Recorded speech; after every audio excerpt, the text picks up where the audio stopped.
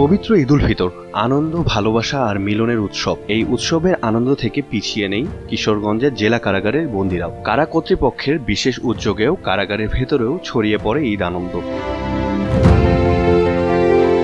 ঈদ উপলক্ষে কারাবন্দীদের জন্য আয়োজন করা হয়েছে বিশেষ খাবার। পোলাও, মাংস, সেমাই সহ নানা মুখরোচক পদ পরিবেশন করা হয় তাদের মাঝে। শুধু তাই নয়, কারাগারের বাইরে থেকে দেখা করতে আসা স্বজনদের জন্য ছিল ভিন্ন আয়োজন।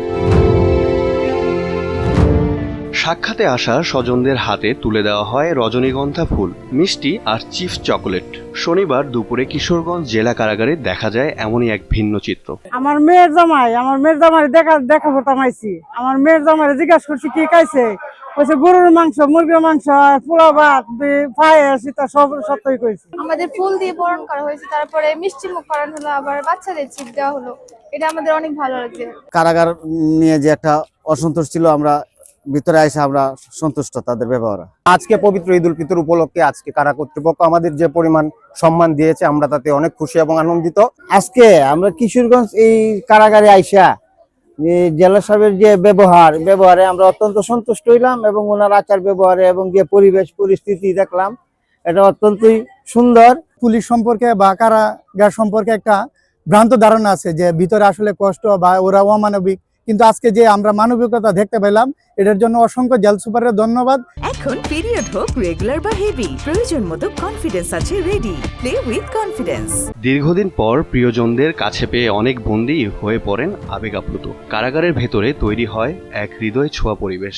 কারাগারে আটক বন্দীরাও যে মানুষ, তাদেরকে এই উপলব্ধি দেওয়ার জন্য এবং তাদের যে আগত স্বজনরা ঈদের দিন এসেছে, বাইরে অনেক আনন্দ হচ্ছে, তারাও যেন এইটুক অন্ততপক্ষে উপলব্ধি করতে পারে যে আমাদের স্বজন কারাগারে আটক থাকলেও আমরা তাদেরকে একটু হাসি মুখে বরণ করতে পারছি, ঈদ মোবারকটা জানাতে পারছি, এবং তারা যেন অন্ততপক্ষে তাদের পরিবারের লোকদের একটু মুখের ঈদ মোবারকটা শুনতে পারে, কেমন আছো, ভালো আছি, এইটুক শুনতে পারে।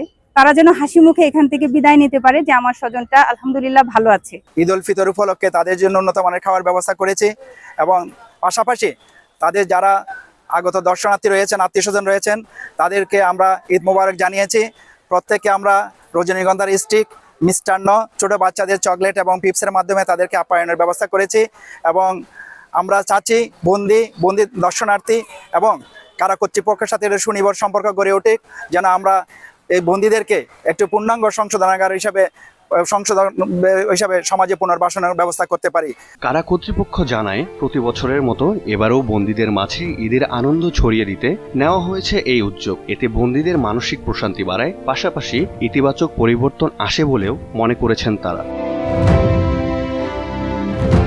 কারাগারের দেয়াল যতই উঁচু হোক, ভালোবাসা আর উৎসবের আনন্দ থেমে থাকে না। কিশোরগঞ্জ জেলা কারাগারের এই উদ্যোগ যেন সেই বার্তায় পৌঁছে দিল, মানবিকতা সবকিছুর ঊর্ধ্বে। দীপ্ত বার্তা কক্ষ।